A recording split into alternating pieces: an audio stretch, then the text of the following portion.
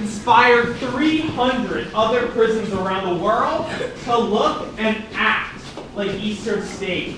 So not only were there 80,000 people in this prison, but hundreds of thousands of other people around the world on every continent that were in prisons that looked like Eastern State and used that solitary confinement penitentiary system.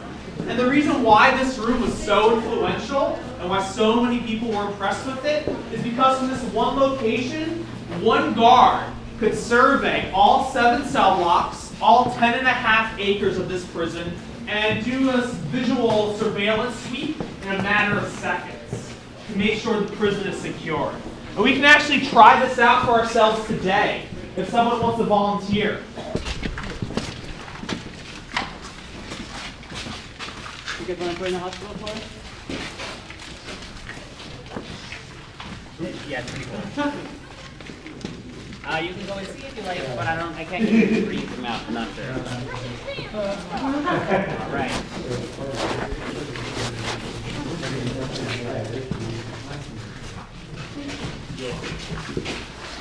So the first 2 cells on your left, in many ways represent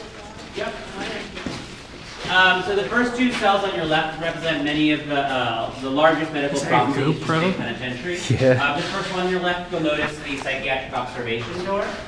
Obviously, mental health was always an issue here. The person usually kept here entirely in solitary confinement. However, the administration denied that the solitary confinement was having any negative effect on the mental health of the inmates here. They instead insisted that anyone who was mentally ill before they arrived in prison. And certainly for a large number of people that was probably true. We know that very frequently people with mental health issues end up in the prison system. In fact, about 50% of all inmates in the U.S. prison system today are living with a diagnosed mental illness.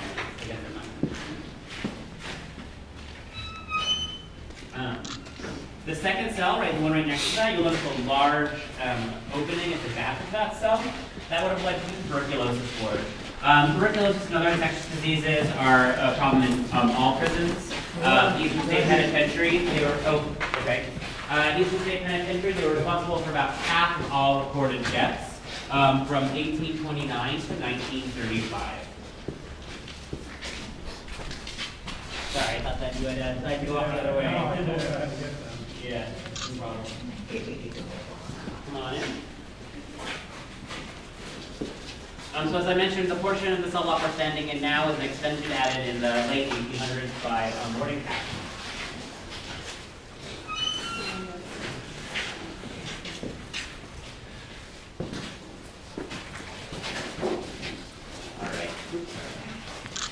All right. Tuberculosis is responsible for about half of all reported deaths here. We State Penitentiary for the first 100 years. You'll notice many other sort of remnants of this being hospital, including these adjustable beds here. At the time, the thought about treatment for tuberculosis was fresh air, sunlight, and I think it was. Which is why they had these sort of large openings that led to tuberculosis. Them sliding doors. Allow for more sunlight. In fact, in this portion of the cell block where it's much darker, they built a solarium on top of the cell block to house additional inmates suffering from tuberculosis. They didn't afflict only inmates, but certainly also. I was going to use this for video service. That's right. How did you know, Brad?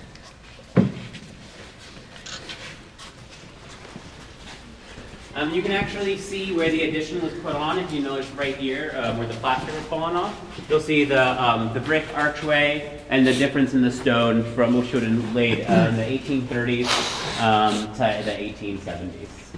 Interesting.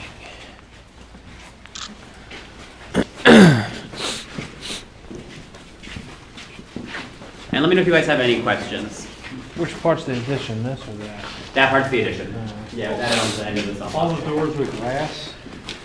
So some of the doors that we passed earlier would have been those psychiatric observation doors with a thick glass. Most of them would have been like most the rest of the cell block, so an iron door and then a wooden door on top of it. Yes.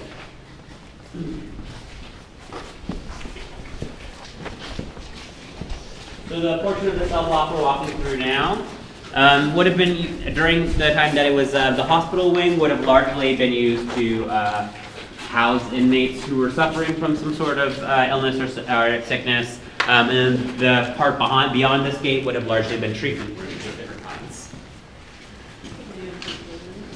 They did, yeah, we'll actually be stepping into the operating room. But basically, you know, any kind of medical issue you can imagine happening outside the walls of a prison also would have occurred here. That includes, you have a general physical, so there was a lab on site, everything from, minor scrapes and burns, broken bones, other injuries, including pregnancy and birth. A number of women gave birth here at Eastern State Penitentiary. One of the first ones we have on record was in the mid-1800s. And it would have occurred actually in the front building. That's still actually an issue in prisons in the U.S. today. About one in, I'm forgetting the ratio, I believe it's about 1 in 28 women, completely blanked on it, who enter prison today and are pregnant upon arrival. And in fact, women are the fastest growing population in prisons in the U.S. From 1970 to 2017. The population of women has grown by 100%. Yes. You have those number of images here on your right. You'll also notice if you look on many of the doors, you can see descriptions of what they would be used for. So this one right behind these images would have been the X-ray room. You'll notice the double wall. There was also a room for developing the X-ray images. And these images were actually given to us by the children of the Indian Norman Mason Elder, who worked in this hospital wing. Laboratory. Running this dietary kitchen. Laboratory. Here in the menu. He actually also suffers from mental illness and unfortunately died here in the State Penitentiary.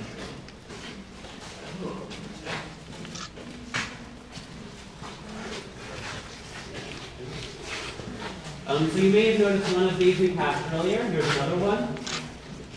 These were the original feeding holes that would have been in cell blocks 1 through 3, when the only entrance to each cell would have been through the exercise yard around the outside. The only reason we have any of them remaining is because this cell block actually sat empty for a number of decades in the 1800s due to issues with the roof.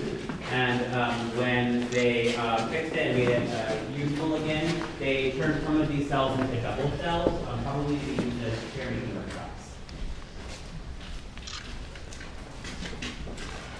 Here you'll actually see a photo of Norman Mason Elder, an inmate whose children we got the photos from. This is in fact Pretty cool job. You'll notice all the way down the stove that was actually Cold. used here by Norman Mason Elder, the same one from the 1950s.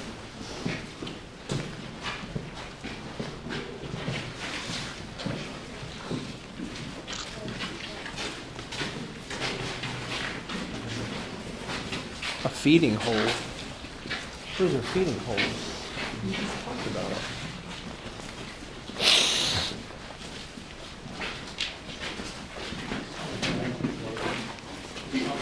Oops, sorry. Oh, sorry. All right. So our last stop will be in the operating room here at Eastern State Penitentiary. You guys can head all the way in here.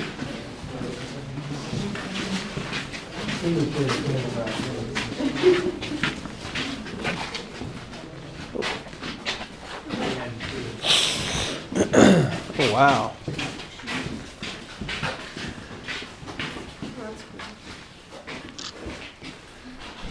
Operating room, huh?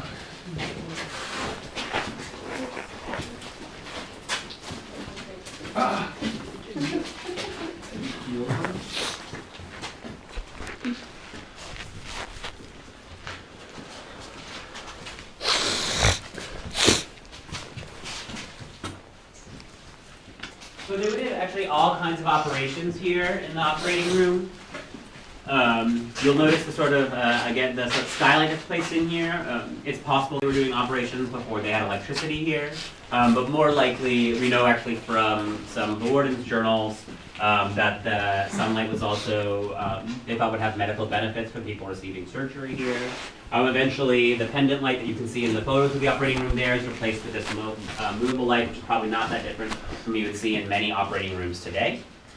They did everything here from, minor surgeries like repairing broken bones, to heart surgery, reconstructive plastic surgery,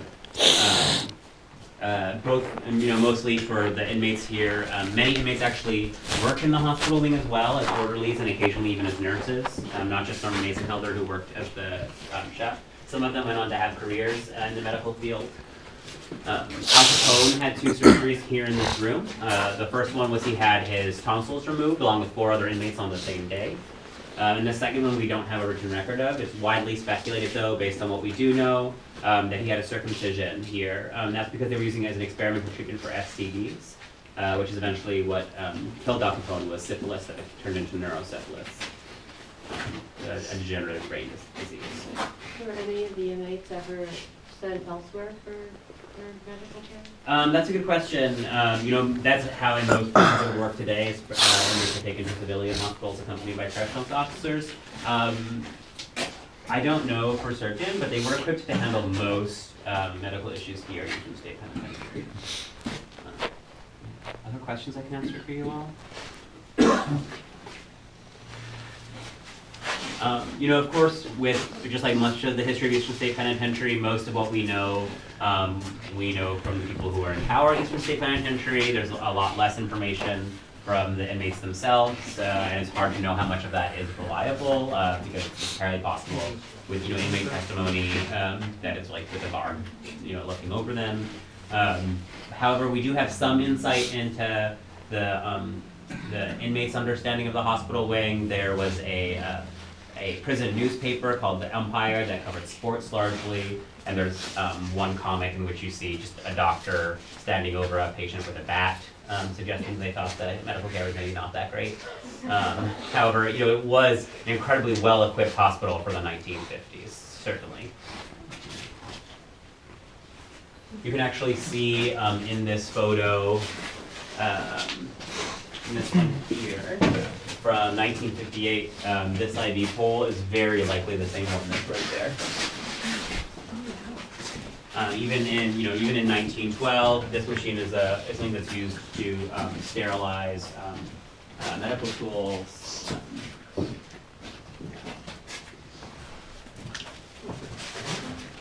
We're going to head on out. There's a lot more information about the hospital wing, more than I could possibly cover in a 10-minute tour. On a number of panels right here on the wall.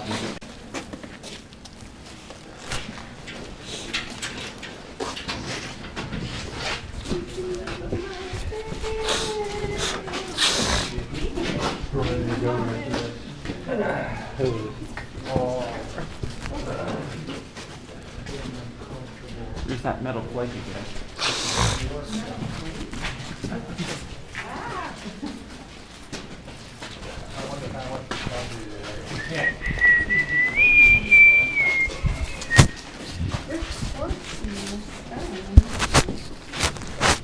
Yeah, this is an inpatient recovery room right here. Yeah, so if you look, this is how far up the wall used to be, and this is how much is gone. Look how pretty that Look, is. see how far up the wall used to be? So the quartz in the cement? That netting's the whole time.